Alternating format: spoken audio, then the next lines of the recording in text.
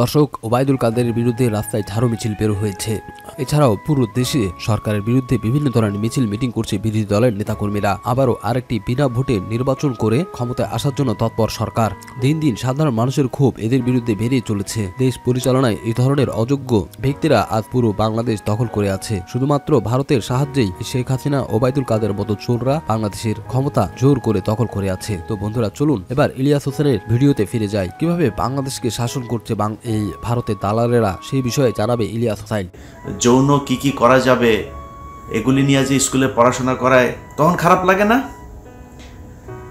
সংসদের ভেতরে নর্তকী যেগুলি এই যে সামনে দিয়া পেছন দিয়া এগুলি যে করে, দেখেন না? এগুলি আপনার সংসদ কোনটা জানেন? আপনার দেশের আইন প্রচার মানে কি বলে, প্রবর্তন করবে যারা, আইন প্রণয়ন করবে যারা, তারা হচ্ছে গিয়ে এই আপনার দেশের নর্তকীরা। তখন খারাপ লাগে না? খারাপ লাগে। এই যে কালকের যে অডিও বলছে আমি ভারতের প্রার্থী, আওয়ামী লীগের লোকজনের বুঝায় লাভ নাই, কিন্তু তারপরেও যদি তর্ক করতে আসেন, মনে করেন সেটা আপনি বিশ্বাস করেন না। আপনার মারে আর আপনার বোনেরা যেদিন ভারতের সেনাবাহিনী আসে, তারপরে ওই স্কুলে যেটা ব্যবহার শেখানো হয় ওইটা লাগায় তারপরে আকাম কুকাম করবে।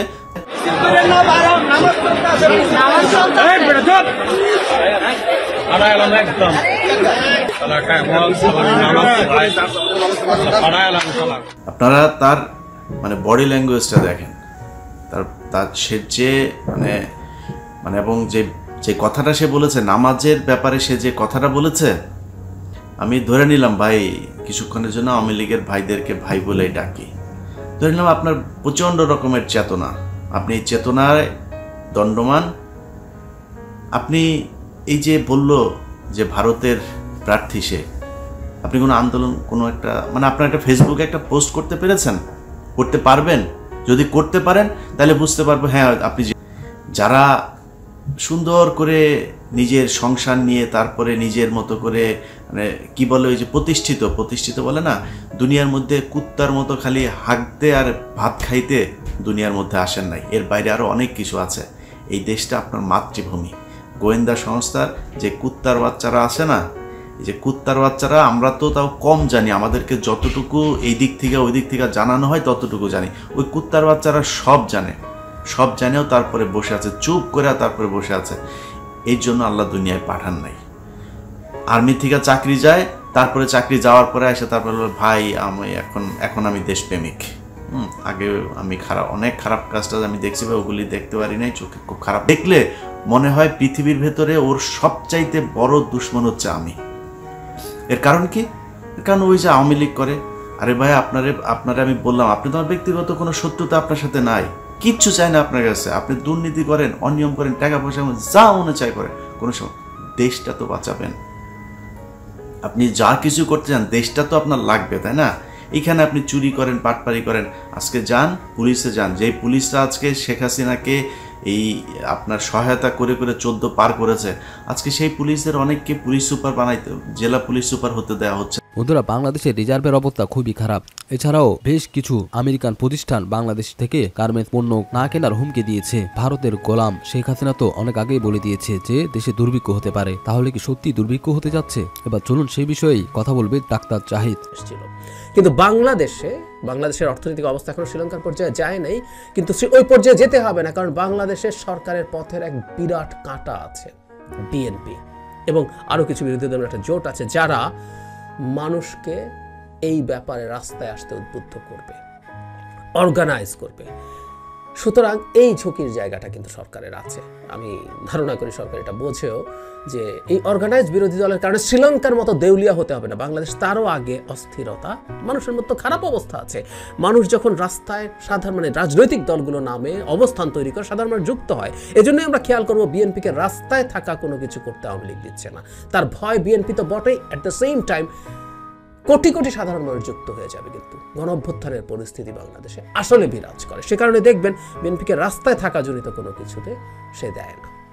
পেরে উঠবে কিনা ডিফারেন্ট ডিবেট, আমি মনে করি না পেরে উঠবে, কিন্তু ওর জায়গাটা রাখা যাচ্ছে না। এমনকি ইলেকশনের আগেই এক্সপোজড হয়ে গেল যে আপনি এখন জ্বালানির জাহাজ আনতে পারছেন না। 7 তারিখ পার হোক, তারপর দেখুন সব কিছু বহু কিছু সরকার এগুলো আসলে তাদেরকে এভাবে কমিটমেন্ট করছে। আমি না জেনেই বলছি, আমরা নিশ্চিত থাকতে পারি যে আমরা জানুয়ারি মাসে তোমাদেরকে পেমেন্ট দিতে শুরু করব। ফলে জানুয়ারি মাসে আপনি পেমেন্ট দিতে শুরু করবেন, তাতে ডলারের রিজার্ভ খুব দ্রুত পড়বে, কারণ আপনি এখনও যথেষ্ট ডলার আয় করছেন না।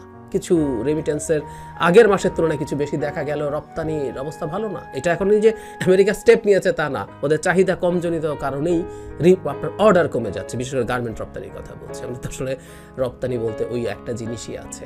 সো এগুলো খুব ইনফ্লো খুব ভালো না, ঋণ খুব ভালো আসছে, খুব মেজর এই ধরনের এই যে জ্বালানির ফ্লো সমস্যা হচ্ছে। এলসি কম আমরা বছর মাসের পর মাস ধরে দেখছি, এবং এটা করতে করতে দেশের অর্থনীতি ধ্বংস করে ফেলেছে। আমি সেইটা নিয়েও একটা ভিডিও খুব দ্রুতই করব। কিন্তু জ্বালানি বা এই ধরনের খুব কোর কিছু পয়েন্টে আপনি পারছেন না, পেরে উঠছেন না, সেই রকম একটা পরিস্থিতি সরকার চেয়েছিল না হোক। মানে একটু বুঝে নেই যে এলএনজিও একসময় কম আনা গেছে, লোডশেডিং হয়েছে, বিদ্যুৎ মাঝে মাঝে পেয়েছেন, মাঝে মাঝে পান নাই, সেটা একটা।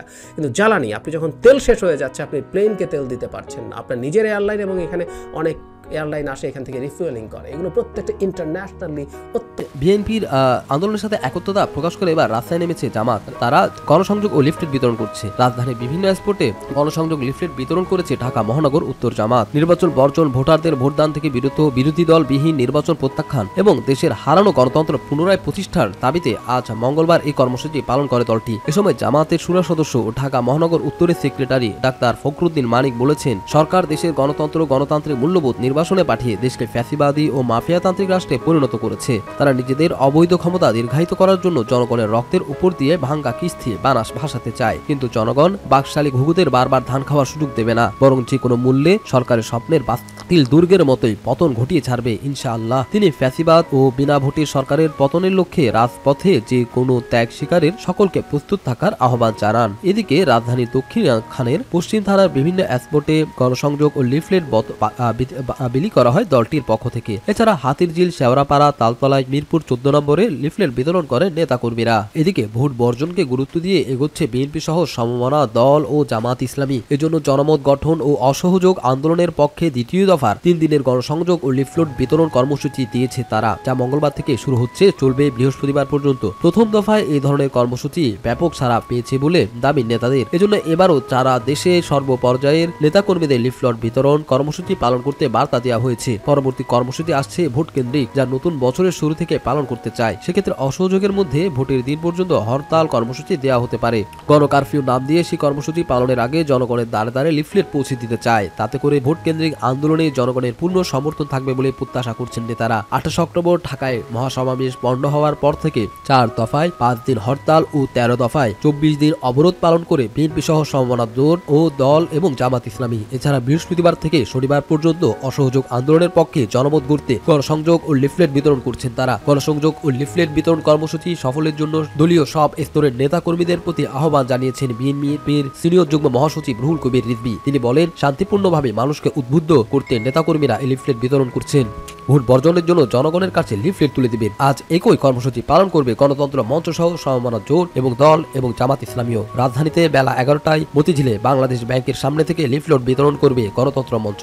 একই সময় তোপখানা রোডের বিএমএ ভবনের সামনে থেকে 12 দলীয় জোট, তোপখানা রোড থেকে জাতীয়বাদী সমমনা জোট, বিজয়নগর নাইটিঙ্গেল মোড়ে এলডিপি, বিজয়নগর পানির ট্যাঙ্কের সামনে থেকে গণফোরাম ও পিপলস পার্টি, জাতীয় প্রেস ক্লাবের সামনে থেকে ডক্টর রেজা কেবরিয়ার নেতৃত্বাধীন গণ অধিকার পরিষদ। বেলা 11:30টায় বিজয়নগর পানির ট্যাঙ্কির সামনে থেকে নুরুল হক নূর নেতৃত্বাধীন গণ অধিকার পরিষদ। সকাল 10:30টায় সেগুনবাগিচার ডিআরইউর সামনে থেকে গণতান্ত্রিক বাম ঐক্য এবং দুপুর 12টায় বিজয়নগর পানির ট্যাঙ্কির সামনে থেকে লেবার পার্টি। যুগপৎ আন্দোলনে না থাকলেও এই কর্মসূচি সমর্থন করে বেলা 3টায় বিজয়নগরের লিফলেট বিতরণ করবে এবি পার্টি।